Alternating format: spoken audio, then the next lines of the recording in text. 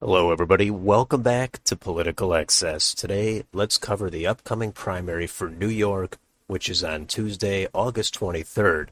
Now, they previously already had their statewide primary and their state assembly primary on June 28th. This time, they're going to have the congressional primaries as well as the state senate. I'm not going to look at the state senate. You're free to do that if you'd like. I'm going to go over just the congressional races, and there's 26 of them. I can't cover all of them. Most of them are safe seats anyway. New York does have two special elections coming up for the U.S. House on that same day. I will take a look at those in a separate video. But let's jump right in and start in that U.S. House and look at the 1st District. This district is located on Long Island, and incumbent Republican Lee Zeldin, he is retiring, of course, to run for governor of New York, so that's an open seat. So Republicans will have a competitive primary. There's 3 candidates running here. There's very few endorsements. There is no polling, and there is no market for this primary. So unfortunately, I can't provide much more detail than that. If you're from this district or near it, I'm sure you've heard more about these candidates and have a better idea of what's going to happen. I just can't provide it right here. For the Democrats, they also have a primary, and Bridget Fleming, she has the most endorsements. Without other context, I would imagine she is the front runner. We'll have to see what happens come Tuesday. Either way, the Republicans are favored to hold this seat. Let's go down to the 3rd District, where incumbent Democrat Tom Suozzi, he's also retiring to run for governor. He did not win that nomination, obviously, but his seat is open, and there will be a competitive primary on both sides. And for the Democrats, you can view the candidates here, as well as the endorsements. And this race actually does have a poll down here. The one from July has this thing completely wide open, 48% undecided. 4 other candidates are between 10 and 17%. Robert Zimmerman, he does have the lead, but this one appears to be completely up in the air. Now, for the Republicans, they already have a presumptive nominee, and that is George Santos. Now, since redistricting, this district got slightly redder, so Republicans do have a chance to pick this up. Personally, right now, I would think Democrats would hold, but this one is definitely going to be competitive and on the radar for the Republicans. Let's move on to the 4th District, where incumbent Democrat Kathleen Rice, she is retiring, so that's another open seat with another competitive primary. We scroll down here, there are a couple of polls, and there's one from August, which shows Laura Gillen with a 47% advantage, 39% undecided, but she is by and away the clear frontrunner. Republicans have a primary of their own. We'll see what happens with that. This district is much more blue-leaning than the previous, so Democrats are certainly favored to hold this. The next bunch of districts are very safe blue. But let's skip down to the 10th District. This is right in downtown New York City.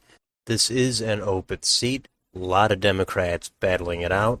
I'll scroll through all these candidates as well as the endorsements. And let's get down to the polling. In the recent few polls, Dan Goldman, he's taken the lead. He's only hovering around 20%. But with so many candidates running, that might be enough to win the nomination. This race does have a market on predicted. If we switch over to that, Dan Goldman is over 70 cents. In the 11th District, Republican Nicole Malliotakis, she's running for re-election, and it appears her challenger for the Democrats will be former Representative Max Rose.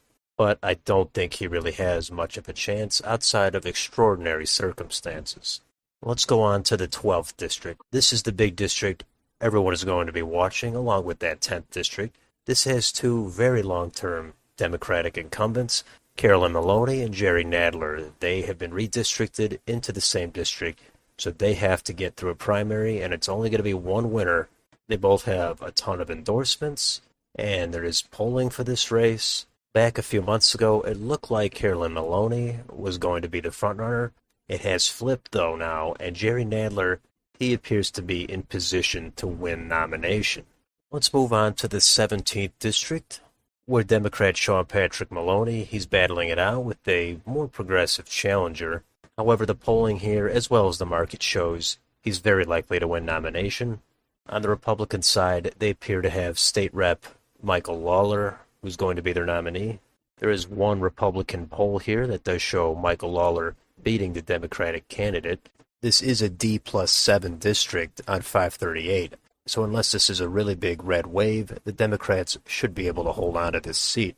In the 18th district, which is a D+3 now, this is an open seat. Democrats have a competitive primary to get through. Republicans have a presumptive nominee of Colin Schmidt.